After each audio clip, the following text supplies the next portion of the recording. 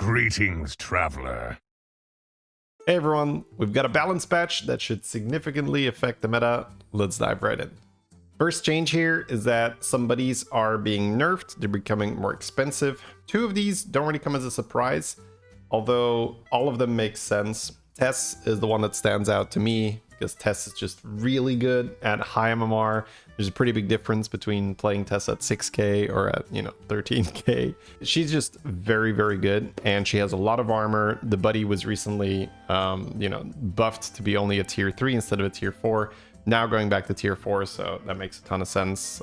Yeah, my Tess win rate was doing really well. Jiraxxus has also been good, which sounds ridiculous to say, like we're nerfing Jiraxxus. But this was a really good change they made to the hero power, especially in no Murloc lobbies. This hero is just good because you're not getting poisoned. You get a lot of demons. You can easily play Urzel and get these huge Urzels that are then not getting poisoned, and maybe summon them again with cultists. Or you can just get the Lord of Ruins combo line very quickly, so a Jiraxxus nerf does make sense. And then Raynor is one that is a little bit surprising to me, but I did see he was having some really good win rates, so tier 2 probably just a little too cheap for that, and we're bumping him up a tier. Then all these buddies are getting buffed. I'm not going to cover them too in depth.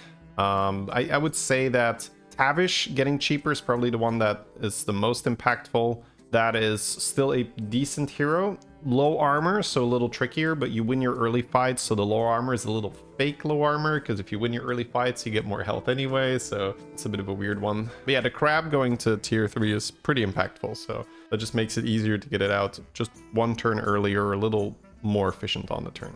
And then we have a couple other buddies here getting cheaper. The Edwin one is hilarious because it was a tier 1 buddy, and then it was only +1/+1 when you buy a card.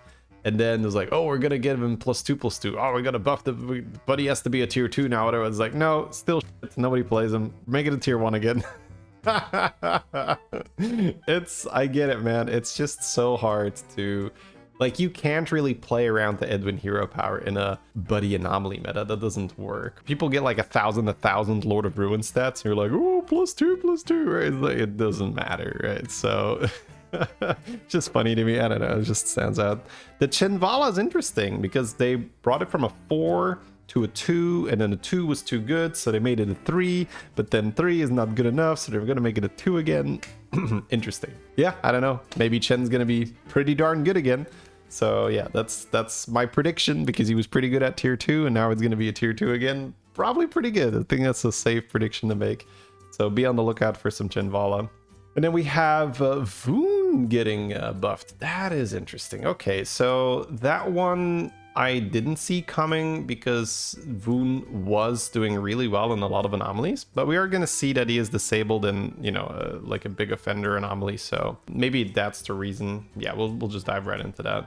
Before we do that, we have Maleficent's buddy. She is going from 2 damage to 4 damage, and I don't think that matters. Now, I do think at lower MMR, maybe, because the more resources you have, the bigger of a board you can build, and the better of a player you are, the more resources you can, procure. So things that deal a fixed amount of damage get progressively worse the higher MMR you go. So something that is going to deal 4 damage only per mech that has died, it's just not enough, because you can't even start with like, oh, I can make like Golden Hawkstrider and Golden Titus. It doesn't matter, because at the start nothing has died yet, so the Hawkstrider doesn't do anything. Same thing with Macaw. If you want to use Macaw, nothing's died yet, so you have to put the Macaw like number 5 and hope it doesn't get sniped. It just doesn't make sense, right? Like, if you have something as the Death Rattle, but it can't be amplified with Macaw or Hawkstrider, it's not really viable, right? Death Rattles need that right now. So yeah, my prediction is this doesn't change much.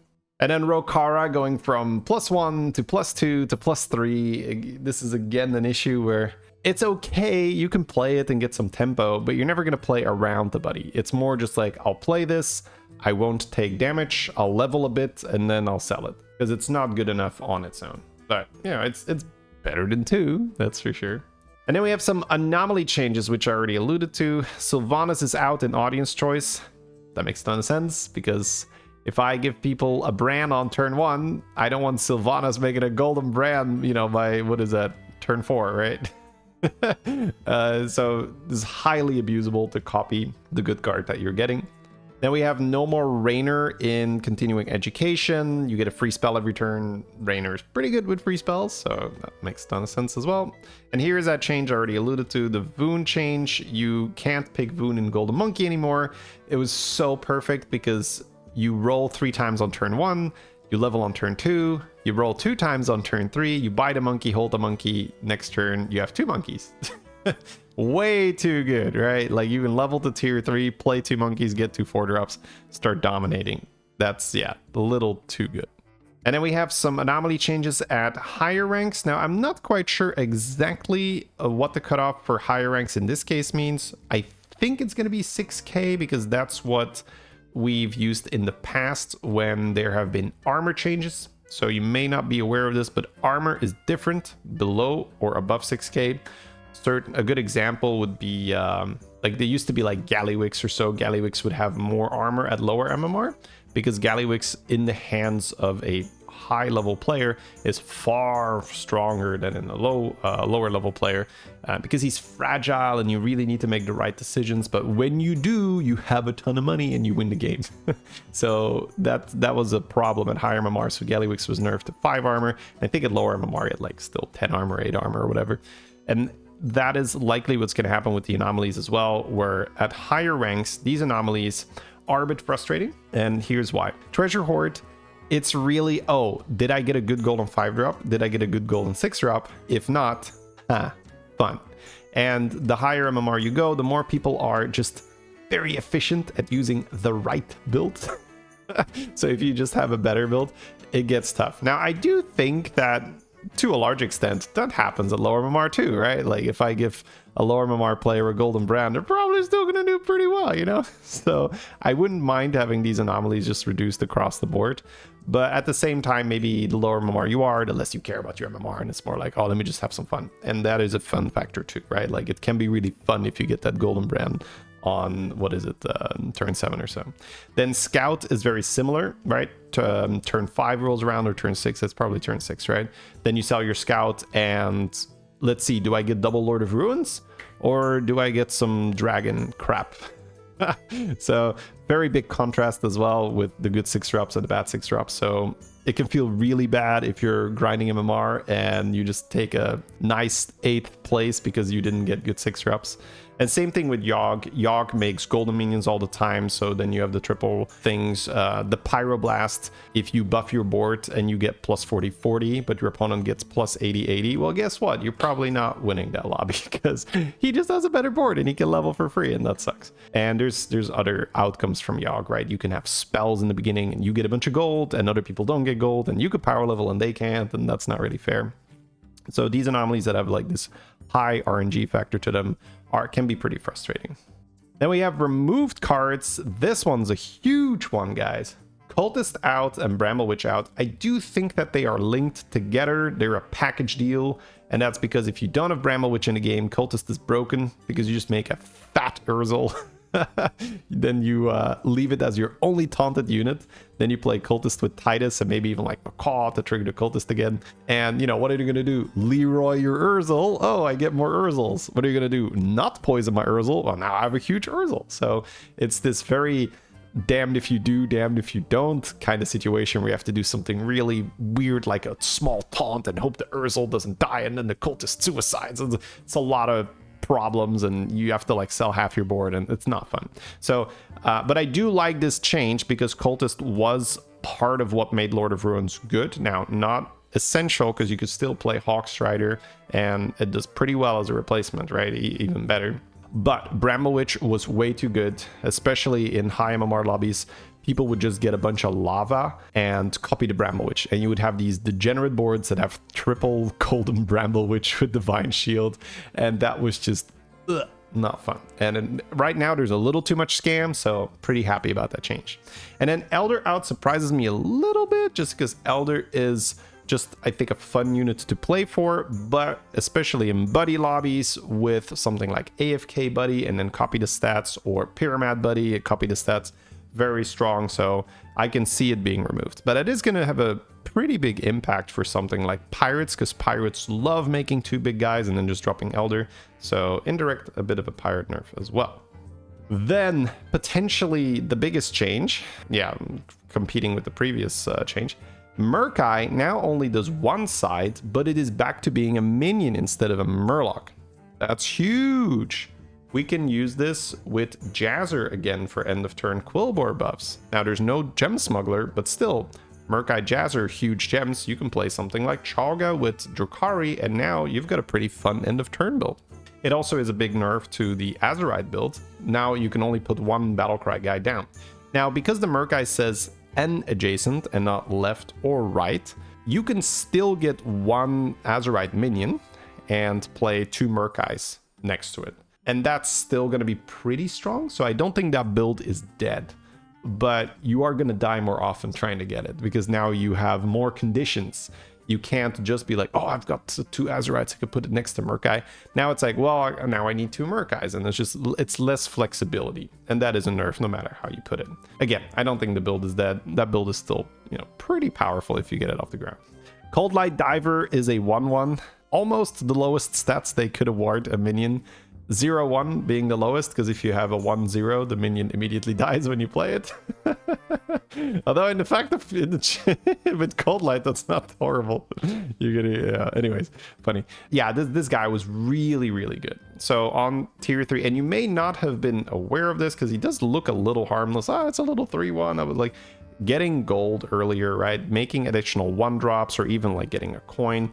Very nice early on. So really a premium minion to take early in the game, and now that it's a 1/1, at least you get punished more in the combat for doing so.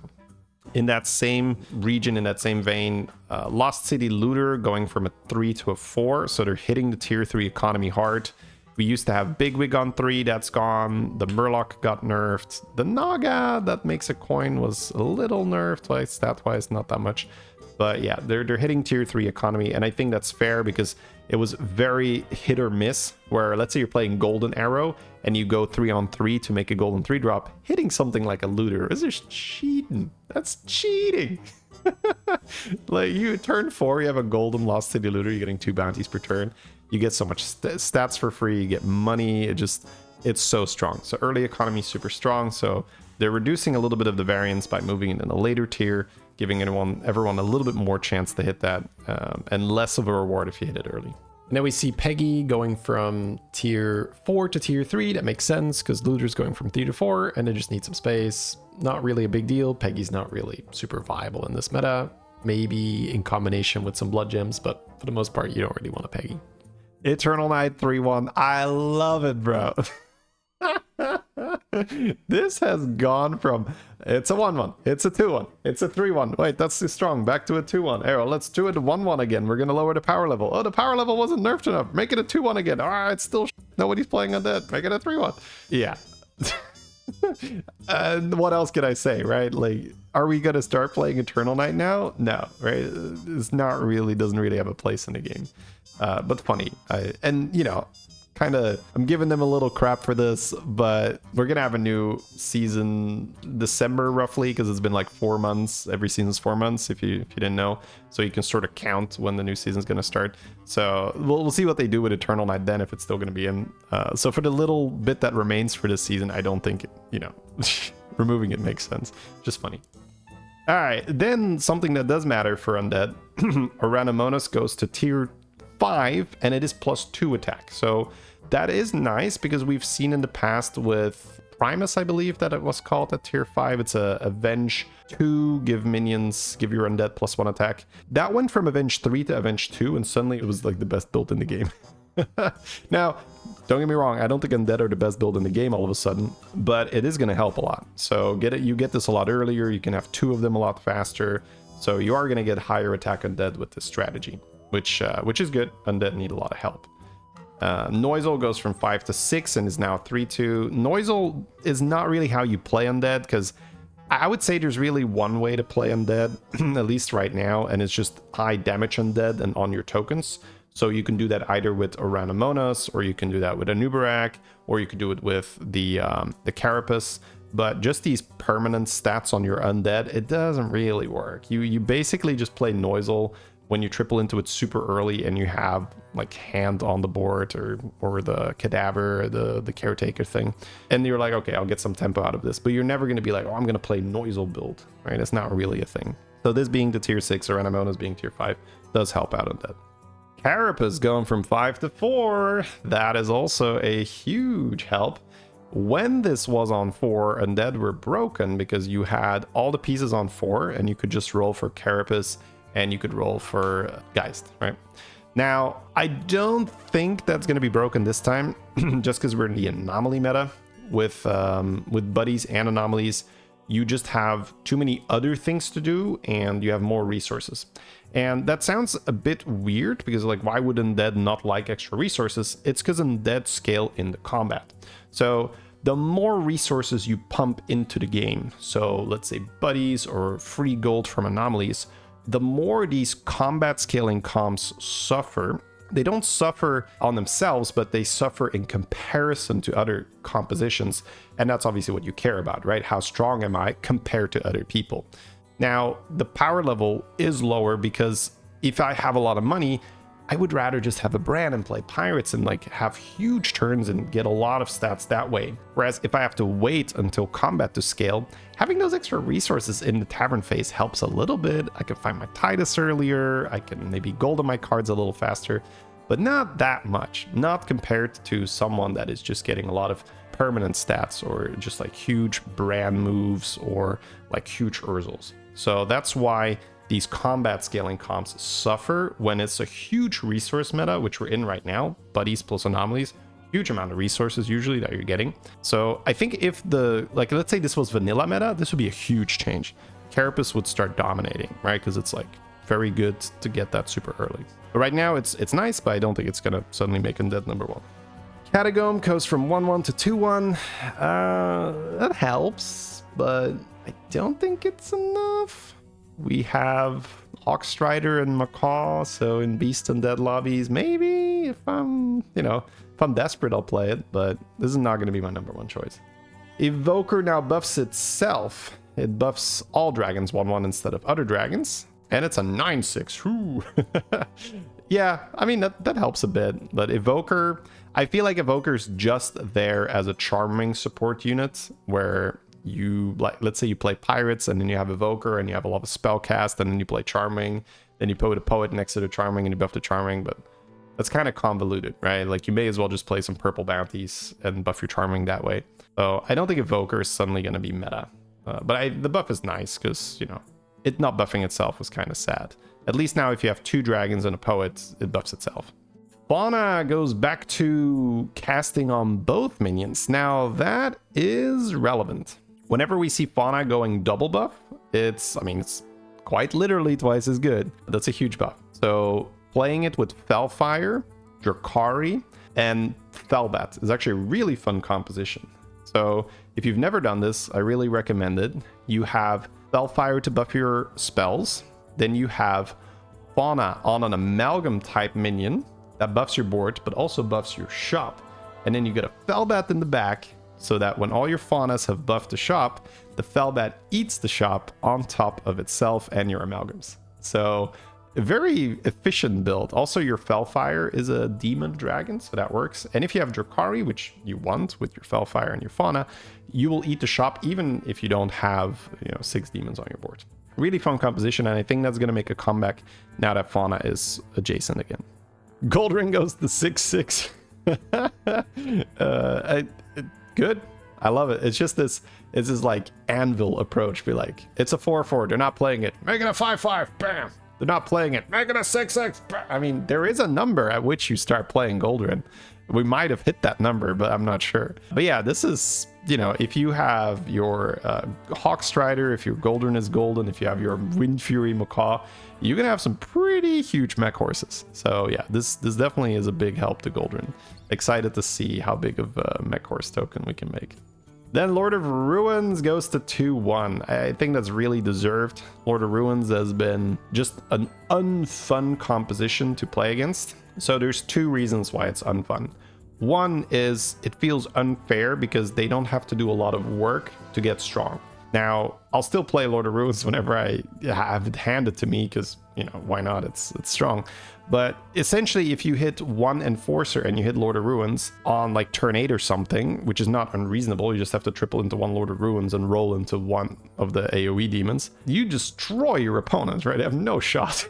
so much tempo, because Lord of Ruins buffs all your minions, not just demons. Now, I'm not sure if that's like a nerf that would have to happen, because that kind of just kills the comp, because it kills your Titus, it kills your cultist, although that's no longer in the game. So this is a good start, right? Half the health, that is very significant.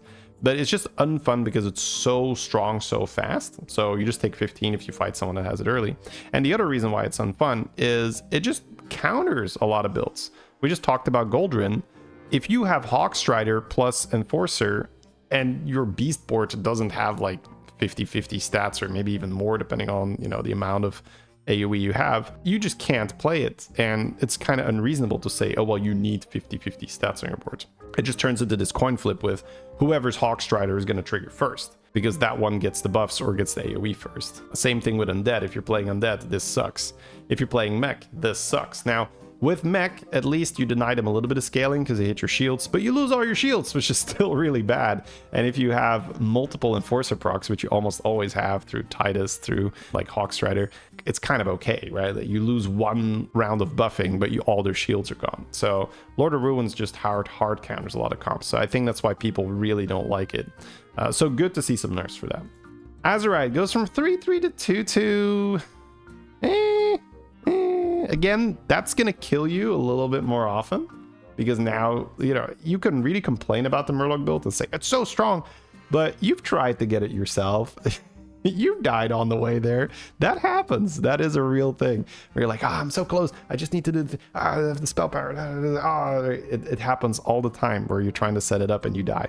And the more they do these little nerfs where it's like, okay, Murkai now only hits one of the guys, Azerite is now starting at a 2-2 instead of a 3-3. It all helps in balancing the comp in terms of the win rates, but it doesn't change anything about the feeling, because I think, you know, that's why people don't like fighting it. It's the feeling of, oh, he has the build online, I'm dead. Because once the build is online, like, you're no longer outstatting. And that's still true right now, I would say. If someone has spell power with the Fellfire, they've got the Murkai, they've got the Magic Fin with the Azerite, they've got the Drukhari and the Brand. You're still just stats, numbers, right? It's a lot of numbers. You're not really outstatting that anymore. So I think that's really the issue, where it's the feeling of, oh, once it's online, I can't win anymore. Now, they are nerfing it, so the win rate is going to look better, because people are going to die more often on the way. But you don't see that. You don't feel that. You're like, oh, that guy went 8th. I guess he went Magic. Yeah, you don't care, right? You care about when you're in the top 2 and you're like, oh, I can't play this build because he has Magic Fit. So yeah, that's a pretty tricky thing to solve. But again, all of this does help. Okay, then we have some changed heroes. Thorim is now 55. I might actually give him a go. You know, he went from 65 to 60 to 55. Now I'm getting 10 gold discount on my 7-drop. If Nagas are in and I can get Zarjira, I'll give it a go. Expect the Thorim video. Or not. I'll do my best. Kerrigan nerfed. Now the Zerg was already tier 6, I think, so they couldn't nerf that anymore, the buddy. But now they're making the actual hero power more expensive. So fair. Again, that is going to lower Kerrigan win rates, because now you're going to die more often on the way there. Similar problem where if somebody has the Infestor and they didn't die, it's still going to feel pretty bad. But fair. It's very hard to get around that. So warranted nerf. Yeah, Kerrigan was doing pretty well. Mutalisk goes from 1 attack to 3. Yeah, so that's a Kerrigan buff, but it's, you know, people aren't complaining about Mutalisk being too strong. So I think this is a great buff, because you have Hydralisk on tier 1 and Mutalisk on tier 2, and quite often Hydralisk buffs more attack than Mutalisk does, which is dumb. So great change, right? You don't want to make the tier 1 Zerg stronger than the tier 2 Zerg. So great change here. Good job. Harrier is now 5/5 Interceptor and then gets improved permanently. Huh. Is that now buffed 5/5 at a time? I might have to try Artanas then, because that does get better. Okay. Yeah. Streamer insight. 5/5 better than 3/3. Anyways, you get my point. I'm just not sure if it's good enough to compete with all the extra money that anomalies provide. Same thing, right? This is combat scaling. We covered that earlier. Combat scaling weaker if you have a lot of extra resources being poured in the game as it is right now. And then we have Colossus as well, going from 2 damage to going from 1 damage to 2 damage, so twice as much. Okay, yeah, I might actually give Artanis a try now with these changes. All right, guys, that was it. Pretty significant patch, lots of changes. Please let me know what you think in the comments, and I'll see you in the next video.